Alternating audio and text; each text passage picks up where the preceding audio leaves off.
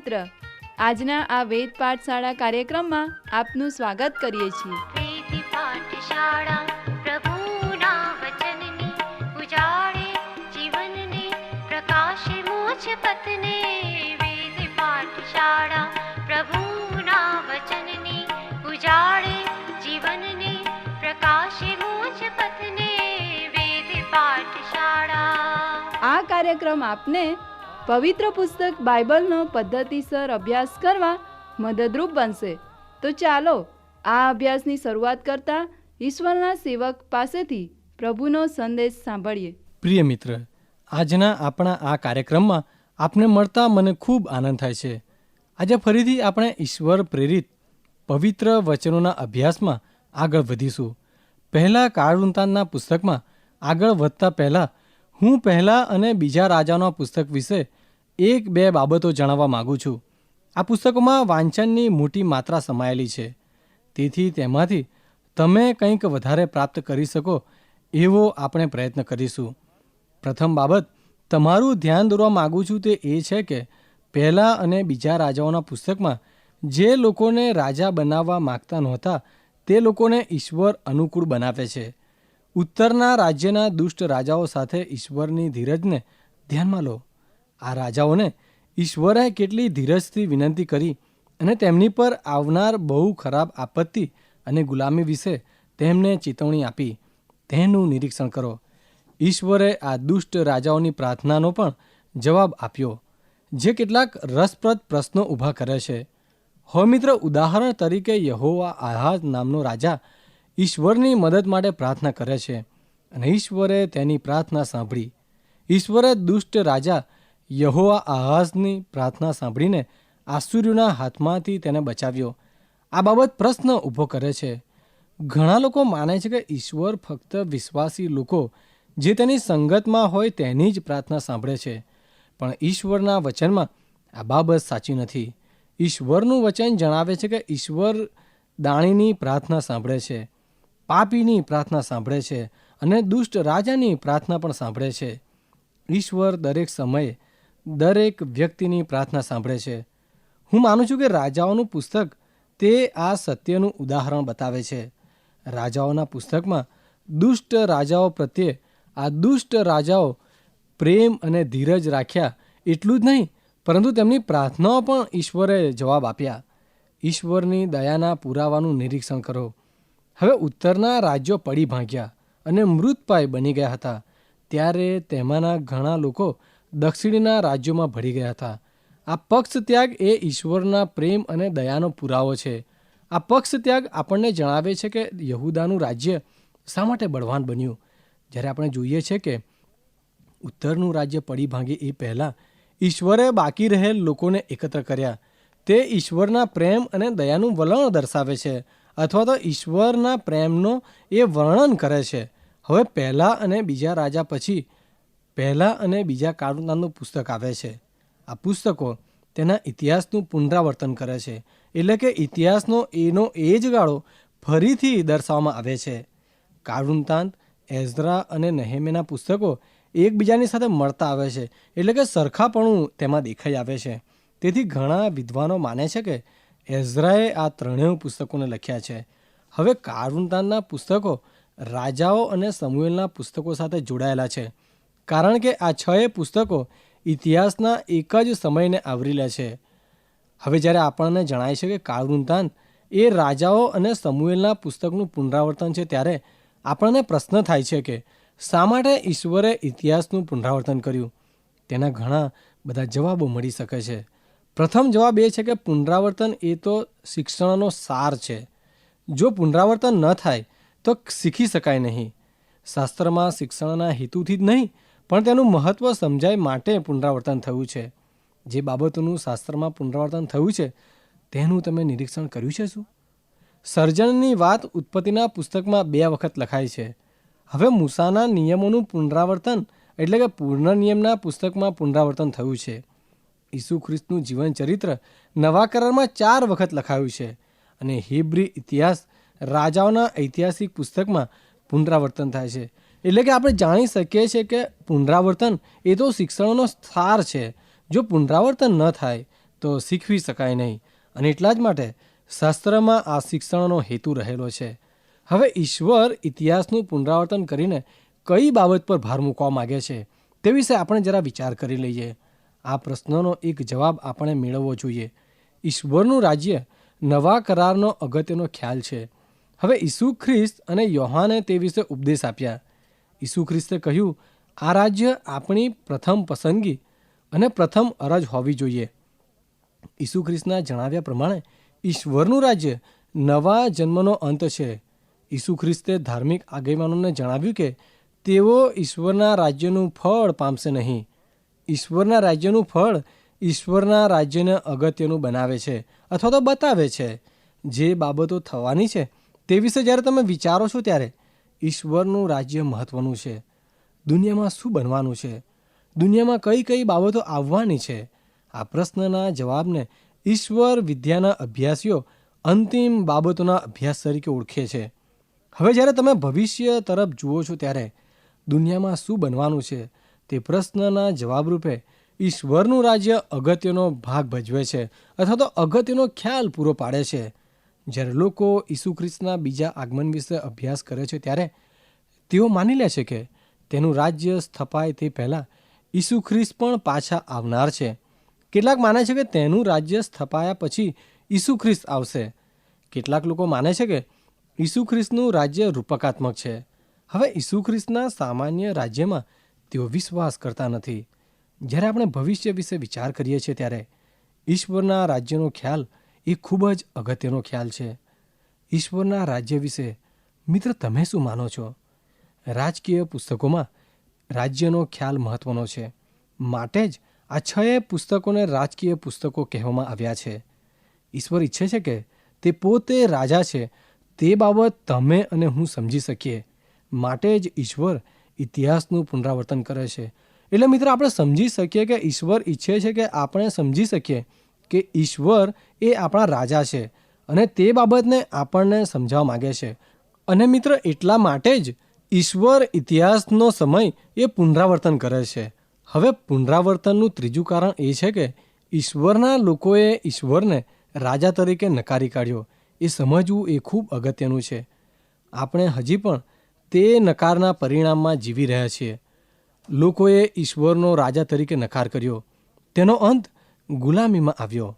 જ્યારે દક્ષિણીના રાજ્યો ગુલામોને બાબેલમાં લઈ ગયા ત્યારે નવા યુગનો જન્મ થયો. તેઓ તેને વિદેશીઓનો સમય તરીકે ઓળખાવે છે. હવે જ્યારે ઈશ્વર તેમનું રાજ્ય લાવવા માગતા હતા ત્યારે તેમનો મુખ્ય વિષય તેના લોકો હતા. તેમની સાથે વાતચીત કરવા માટે અને તેમને દોરવણી આપવા માટે ઈશ્વરને પ્રબોધકો કે ધર્મગુરુઓની જરૂર હતી. પરંતુ ઇસ્રાયેલ પ્રજાએ આ વ્યવસ્થાનો અનાદર કર્યો. ત્યારે ઈશ્વરે તેમને જણાવ્યું કે તમે વિદેશીઓમાં વિખેરાઈ જશો અને તેઓ તમારા પર રાજ કરશે. હવે મિત્ર આપણે જાણીએ છીએ તે પ્રમાણે બાબેલની ગુલામગીરીની શરૂઆત થઈ ત્યારે ઈશ્વર દાઉદ જેવો રાજા કે જે હંમેશા ઈશ્વરની ઈચ્છા મુજબ કરતો હતો, તેની પોતાની ઈચ્છા પ્રમાણે નહીં, અથવા અન્ય રાજાઓ કે જેઓ કોઈક વખત ઈશ્વરની ઈચ્છા પ્રમાણે કરતા તેમની મારફતે પણ નહીં, પરંતુ નબુખાદનેસ્સાર અને કોરેશ જેવા મૂર્તિપૂજક રાજાઓની મારફતે કાર્ય કરતા હતા. આ ઐતિહાસિક પુસ્તકો જણાવે છે કે જ્યારે તેના લોકો મૂર્તિપૂજક રાજાની સત્તામાં હતા ત્યારે ઈશ્વર કાર્ય કરતા હતા. મૂર્તિપૂજક રાજાઓના સમયમાં પણ ઈશ્વરે કાર્ય કરવાનું ચાલુ જ રાખ્યું. ઈશ્વરે આ વિદેશી રાજાઓનો ઉપયોગ કર્યો. ઈશ્વર આવા સમયમાં પણ કાર્યરત હતા. જોકે ઈશ્વરે નવા યુગની શરૂઆત કરી હતી. ઈશ્વરના લોકો વિદેશીઓના સમયમાં જીવી રહ્યા હતા. એટલા માટે ઈસુ ખ્રિસ્તે ઈશ્વરના રાજ્યનું વર્ણન કર્યું છે. ઈસુએ કહ્યું કે આમ તેમ ભટકશો નહીં. ઈશ્વરનું રાજ્ય તો તમારામાં છે. જે પુરુષ કે સ્ત્રી ઈશ્વરને તેના રાજ્ય તરીકે સ્વીકારે છે તેનામાં ઈશ્વરનું રાજ્ય છે. ઈસુએ કહ્યું કે તમે જગતનું મીઠું છો. તેનો અર્થ આ જ છે કે તમારે મીઠાની માફક જગતમાં પ્રસરી જઈને જગતને સ્વાદિષ્ટ બનાવવાનું છે. ઈશ્વર એવા આદર્શ રાજ્યની ઝંખના રાખતા હતા. ઈશ્વર એવા આદર્શ રાજ્યની ઈચ્છા રાખતા હતા કે જે ભૌગોલિક અને રાષ્ટ્રીય હોય. ઈશ્વર એવું રાજ્ય ઈચ્છે છે કે જ્યાં પ્રબોધકો અને ધર્મગુરુઓ હોય, કે જેમની મારફતે તે તેના લોકોની સાથે વ્યવહાર કરી શકે. તે જ આ પૃથ્વી પરનું આદર્શ રાજ્ય હોઈ શકે. જો કે હેબ્રી લોકોએ આ વ્યવસ્થાનો અનાદર કર્યો.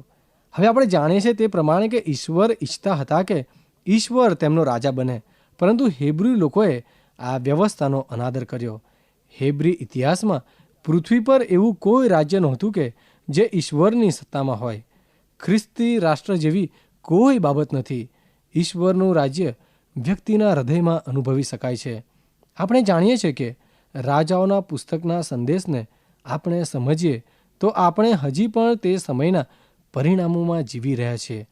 ઈશ્વર ઈચ્છતા હતા કે ઈશ્વર આપણો રાજા બને, અને એટલા જ માટે ઐતિહાસિક પુસ્તકોના પુનરાવર્તનનું ચોથું કારણ એ હતું કે એઝરા દેખીતી રીતે એમ માનતો હતો કે હજી આખી વાર્તા કહેવાઈ ગઈ નથી. નવા કરારમાં માર્ક અનુસાર શુભ સંદેશમાં માર્કે લખ્યું છે. માથી અને લુકમાં તેમાં વધારે કરવામાં આવ્યો છે.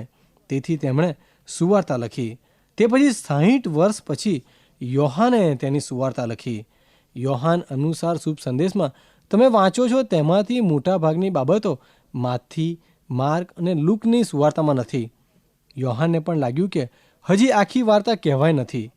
જૂના કરારમાં પણ એઝરા જે લખ્યો હતો તેણે લખ્યું, કારણ કે તે માનતો હતો કે હેબ્રી ઇતિહાસની સંપૂર્ણ વાત બાઇબલમાં જૂના કરારના પહેલા અને બીજા સમુએલમાં લખાઈ નથી. તે માનતો હતો કે સમુએલ અને રાજાઓના લેખકોએ માણસના દ્રષ્ટિબિંદુથી લખ્યું છે, તેથી કોઈકે ઈશ્વરના દ્રષ્ટિબિંદુથી લખવું જોઈએ. જ્યારે આપણને જણાય છે કે કાળવૃત્તાંત એ રાજાઓ અને સમુએલના પુસ્તકનું પુનરાવર્તન દર્શાવે છે, તે વિશે આપણે ઘણી બધી બાબતો જોઈ. આપણને ચોક્કસ પ્રશ્ન થાય કે ઈશ્વરે શા માટે ઇતિહાસનું પુનરાવર્તન કર્યું છે? તેમાંથી આપણને જવાબ મળી શકે છે, અને એ તો શિક્ષણનો સાર. જો પુનરાવર્તન ન થયું હોત તો તમે અને હું એ શિક્ષણનો સાર સમજી શક્યા ન હોત. શાસ્ત્રમાં શિક્ષણના હેતુથી જ નહીં પણ તેનું મહત્ત્વ સમજવા માટે પુનરાવર્તન થયું છે. જે બાબતનું શાસ્ત્રમાં પુનરાવર્તન થયું છે તેનું તમે નિરીક્ષણ કરો. હવે આપણે જાણીએ છીએ તે પ્રમાણે સર્જનની વાત ઉત્પત્તિના પુસ્તકમાં 2 વખત લખાય છે. મૂસાના નિયમોનું પુનરાવર્તન એ પૂર્ણ નિયમના પુસ્તકમાં પુનરાવર્તન થયું છે. હવે ઈસુ ખ્રિસ્તનું જીવન ચરિત્ર પણ આપણે જોયું તે પ્રમાણે નવા કરારની 4 સુવાર્તાઓમાં જુદા જુદા સમયે લખાયેલું હોવા છતાં પણ જુદી જુદી બાબતોથી એનું પુનરાવર્તન કરવામાં આવ્યું છે. બાઇબલના પ્રથમ 5 પુસ્તકોના વિદ્વાનો કાળવૃત્તાંતને ઉપેક્ષિત બાબતો પણ કહે છે. આ શીર્ષકના 2 લાગુકરણ છે. પ્રથમ, આ શીર્ષકનો અર્થ છે કે સમુએલ અને રાજાઓના લખાણના ઇતિહાસનો સમયગાળાને ઉપેક્ષિત કરવામાં આવી હતી. બીજું કારણ આ શીર્ષકનો એ છે કે એઝરા વિશ્વાસ રાખતો હતો કે ઈશ્વર ઇતિહાસનો એ સમયગાળો એટલે કે દાઉદ અને સુલેમાનનું પાપ ઉપેક્ષિત કરે છે, કારણ કે સમુએલ અને રાજાઓમાં તે વિશે ઘણા પાનાઓ આપેલા છે. તેમ છતાં ઇતિહાસ શા માટે ફરીથી નોંધવામાં આવ્યો છે તેનું પ્રાથમિક કારણ વિશે એઝરા માનતો હતો કે ઇતિહાસનો અહેવાલ આત્મિક અને દૈવી દ્રષ્ટિબિંદુથી હોવો જોઈએ. માનવી દ્રષ્ટિબિંદુ અને દૈવી દ્રષ્ટિબિંદુમાં ખૂબ મોટો ફરક છે. હવે મિત્ર, જૂના કરારમાં યશાયા પ્રબોધક તેના 55મા અધ્યાયમાં જણાવે છે કે મારા માર્ગો તે તમારા માર્ગો નથી, મારા વિચારો એ તમારા વિચારો નથી. ઈશ્વર કહે છે કે તમે માણસ તરીકે જે વિચારે કાર્ય કરો છો તેમાં અને મારા વિચારોમાં ઘણો તફાવત છે. જેમ આકાશ પૃથ્વીથી ઊંચા છે તેમ મારા માર્ગો તમારા માર્ગોથી ને મારા વિચારો તમારા વિચારોથી ઊંચા છે.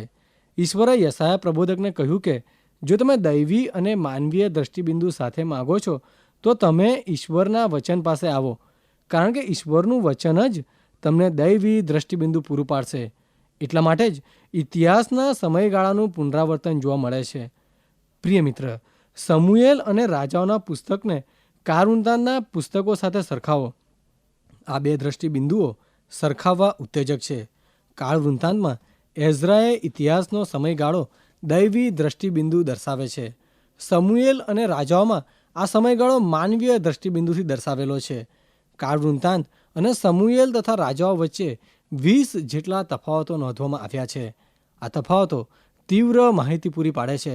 દાખલા તરીકે દૈવી દ્રષ્ટિબિંદુનું આ માનવીય દ્રષ્ટિબિંદુ કાળ વૃંતાંતના પુસ્તકો સરખાવશો તો તમને અદ્ભુત ઉપેક્ષિત બાબતો જોવા મળશે. કાળ વૃંતાંતને ઉપેક્ષિત બાબતોનું શીર્ષક આપવામાં આવ્યું છે. માણસો જેને ઉપેક્ષિત કરી ના શક્યા તેને ઈશ્વરે ઉપેક્ષિત કર્યું તે વાત કરે છે. યાદ રાખો મિત્ર, બીજા સમુએલના 11મા અધ્યાયથી 18મા અધ્યાયમાં દાઉદના પાપની શિક્ષાના પરિણામો દર્શાવેલા છે. જ્યારે એઝરાએ દાઉદના પાપના આ સમયગાળો નોંધ્યો ત્યારે તેણે દાઉદના પાપને દર્શાવ્યું નથી. દાઉદનું પાપ કાળ વૃંતાંતના પુસ્તકમાં છોડી દેવામાં આવ્યું છે અથવા તો વિસરી જવામાં આવ્યું છે. આ છોડી દેવું તે સારા સમાચાર છે. આ છોડી દેવાનો અર્થ કે જ્યારે હું ઈસુ ખ્રિસ્ત પર વિશ્વાસ કરું છું ત્યારે મારા પાપ પણ છોડી દેવામાં આવે છે, મારું પાપ ભૂલાઈ જાય છે. સુલેમાનનું પાપ પણ કાળ વૃંતાંતના પુસ્તકમાં ઉપેક્ષિત કરવામાં આવ્યું છે. તેના પાપને પણ કાળ વૃંતાંતના પુસ્તકમાં નોંધવામાં આવ્યું નથી. આવી બીજી ઘણી બાબતો ઈશ્વરે ઉપેક્ષિત કરી હતી, પરંતુ માણસોએ ઉપેક્ષિત કરી નહોતી. તેમાંની ઘણી ભયાનક હતી. ઉદાહરણ તરીકે ઇસરાયેલના ઉત્તરનું રાજ્ય એ દુષ્ટ રાજ્ય હતું. ઉત્તરના રાજ્યમાં એક પણ રાજા સારો નહોતો. આ ઉત્તરના રાજ્ય માટે ભયાનક બાબતો હતી. જ્યારે એઝરાએ આ સમયગાળો નોંધ્યો ત્યારે તેણે ફક્ત રાજ્યના ભાગલા વિશે જ જણાવ્યું હતું, પરંતુ ઉત્તરના રાજ્યને કદી ફરી ના દર્શાવ્યું. ઉપેક્ષિત બાબતોમાં ઉત્તરના રાજ્યને છોડી દેવાની બાબત હતી. તેને હું ભયાનક લાગુકરણ તરીકે મેળવી શકું છું. પ્રિય મિત્ર, આપણા દરેકની પાસે શિસ્તનું ભાન છે અને દૈનિક જીવનને લગતી આજ્ઞાઓનું પણ ભાન છે. ઈશ્વરે આપણા જીવનની મીણબત્તી સળગાવી છે. ઈશ્વરે મીણબત્તીની પસંદગી કરી છે અને હેતુપૂર્વક તેને મૂકવામાં આવી છે જેથી તે પ્રકાશ પૂરો પાડી શકે. ઈશ્વર આ જગતમાં જે કંઈ કરે છે તેના ભાગીદાર બનાવ્યા છે અને આપણો દિવસ ઉત્તેજક બનાવે છે. હવે મિત્ર, જ્યારે તમારી પાસે આ દ્રષ્ટિબિંદુ છે અને વિચાર કરો કે તમે જીવી રહ્યા છો તેનો અહેવાલ ઈશ્વર નકાર કરે છે કે તમે જાણે જીવતા જ નથી. આ રીતે ઈશ્વર ઉત્તરના રાજ્યને કાળ વૃંતાંતમાં લીધું. આ ભયાનક છે કે જે ઉત્તરના રાજાઓ જીવ્યા, રાજ્ય કર્યું અને ઘણા કાર્યો કર્યા તે દર્શાવ્યા નથી. તે તો ભયાનક બાબત છે. તેને એટલા માટે દર્શાવવામાં આવ્યા નથી કારણ કે તેઓ ઈશ્વરના હેતુઓ અને ઈશ્વરના આયોજનમાં બંધ બેસતા નથી. આ ઉત્તરના રાજ્યને કાળ વૃંતાંતમાં છોડી દેવામાં આવ્યા તે ચોક્કસ સારા સમાચાર નથી. પ્રિય મિત્ર, સમુએલ અને રાજાઓના પુસ્તકમાં દરેક રાજાઓ પ્રકાશિત કર્યા છે. જોકે તેઓ દુષ્ટ હોય કે ના હોય, પણ કાળ વૃંતાંતમાં જે રાજાઓ જાગૃતિ, નવીનીકરણ અને સુધારણા લાવવામાં સાધન તરીકે કાર્ય કર્યું તે રાજાઓને પ્રકાશિત કર્યા છે. દક્ષિણના રાજ્યમાં આસાફ, યહોશાફાટ, યુઆસ, હિજકિયા અને યોશિયા રાજાઓ સારું કાર્ય લાવવા સાધનો તરીકે બન્યા હતા.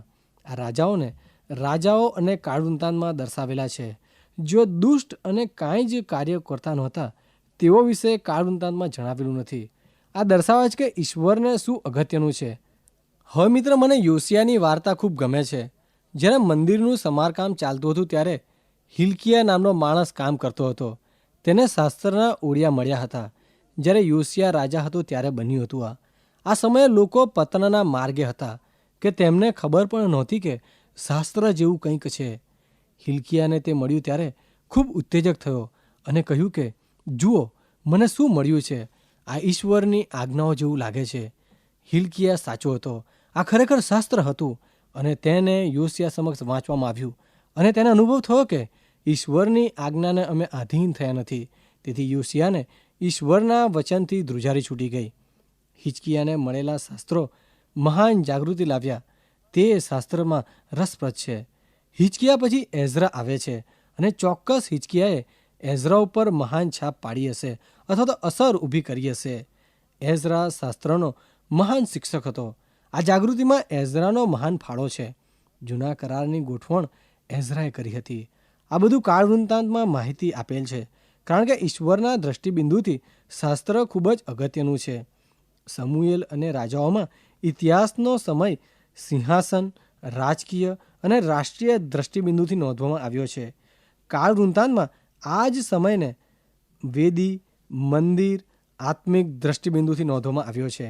એટલા માટે જ રાજાઓના પુસ્તકમાં ઘણીવાર રાજાઓ માટે લખવામાં આવ્યું કે રાજાનો ઇતિહાસ કાળ વૃંતાંતમાં લખ્યો છે. અહીંયા ઘણી વિરોધાભાસી બાબતો પણ દર્શાવી શકાય છે. સમુએલ અને રાજાઓમાં દાઉદના જીવન અને આગેવાન પર ભાર મૂકવામાં આવ્યો છે. કાળવૃંતાંતમાં દાઉદની વંશાવળી પર ભાર મૂકવામાં આવ્યો છે. શા માટે યહૂદાના વંશ પર પ્રકાશ પાડવામાં આવે છે?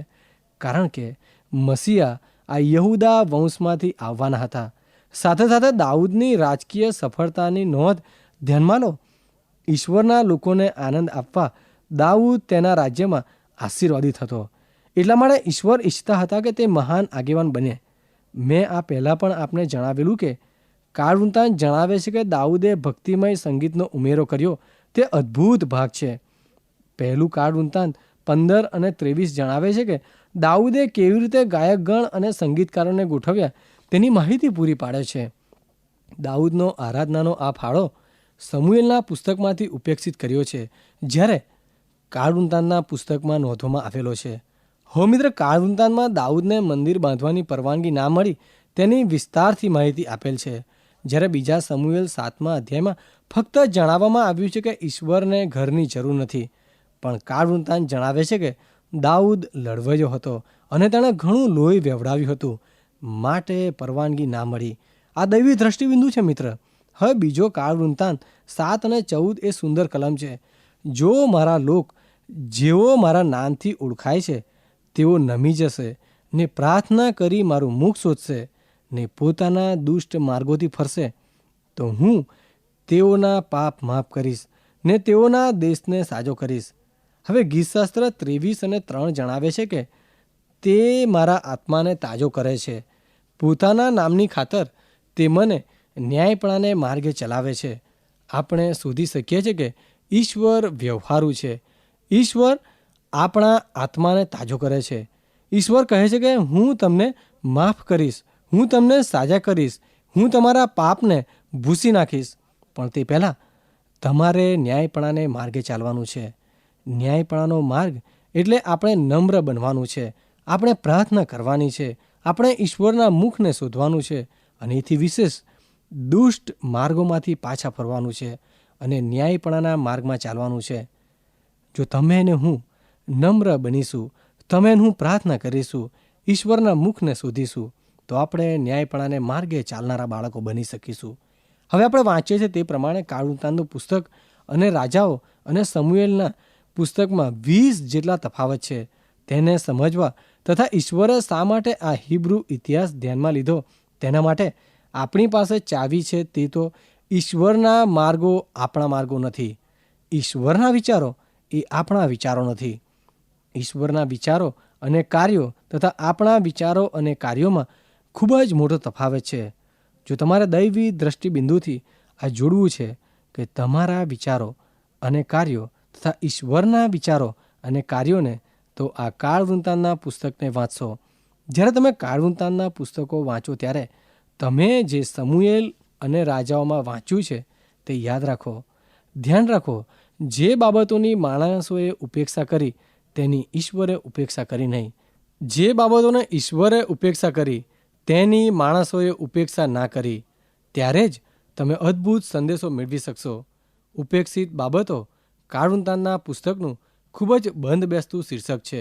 આ સારા સમાચાર છે કે કાળવૃંતાંતમાં ઈશ્વરે આપણા પાપને ઉપેક્ષિત કર્યા છે અને આપણે જોઈએ છીએ કે દાઉદ અને સુલેમાનના પાપને છોડી દેવામાં આવ્યું છે. દાઉદ અને સુલેમાનના પાપને ભૂંસી નાખવામાં આવ્યું છે, તેને ફરીથી નોંધવામાં આવ્યું નથી. ઉત્તરના રાજ્યને કાળવૃંતાંતના પુસ્તકમાંથી દૂર કરવામાં આવ્યું તે ખૂબ ભયાનક પડકાર છે. ઈશ્વરે ઉત્તરના રાજ્યને દર્શાવ્યું નહીં, કારણ કે ઉત્તરના રાજ્યના નાગરિકો ઈશ્વરની ઈચ્છા મુજબ બોલાવેલા નહોતા. ઈશ્વરની ઈચ્છા પ્રમાણે તેઓ બોલાવેલા નહોતા. તેથી ઈશ્વરે ઉત્તરના રાજ્યને દર્શાવ્યું નહીં. હું પ્રાર્થના કરું છું કે તમે કાળવૃંતાંતની અને સમુએલ અને રાજાઓના પુસ્તક સાથે સરખામણી કરો, ત્યારે તમને પડકાર મળશે અને ઈશ્વર અને માણસના દ્રષ્ટિબિંદુની સરખામણી કરી ઇતિહાસના સમય માટે જ નહીં, પરંતુ આજના સમયમાં પણ તમે તે ધ્યાનમાં લઈ શકો. શું આજના ઇતિહાસમાં ઈશ્વર તમને દર્શાવી શકે છે? દાઉદના જેવો પસ્તાવો કરો. ઈશ્વરે તેનું પાપ સંપૂર્ણપણે માફ કર્યું અને ફરીથી નોંધમાં ના લીધું. આપણે જોઈએ છીએ તે પ્રમાણે ઈશ્વરે સુલેમાનનું પાપ પણ નોંધમાં ના લીધું. ઈશ્વરે સુલેમાનનું પાપ પણ માફ કર્યું. વારું મિત્ર, ફરી મળીશું ત્યારે આ વિશે વધારે ચર્ચા કરીશું. ત્યાં સુધી મને રજા આપો. પ્રિય શ્રોતા મિત્રો, અમને ખાતરી છે કે આજનો આ કાર્યક્રમ આપને રસપ્રદ લાગ્યો હશે. જો આ કાર્યક્રમ આપ નિયમિત રીતે સાંભળશો તો તમારા અંગત જીવનને માટે તે ખૂબ જ લાભદાયી બનશે. જો આપને આ અંગે કોઈ પ્રશ્ન કે મૂંઝવણ હોય અથવા આપ આ કાર્યક્રમને લગતું સાહિત્ય પ્રાપ્ત કરવા માંગતા હોય તો આજે જ તમારા પૂરેપૂરા નામ સરનામા સાથે અમને પત્ર લખશો. અમારું સરનામું છે કાર્યક્રમ Ved Pathshala, Vishwavani, post box number 2036, Fatehganj, Vadodara 390002. ધન્યવાદ.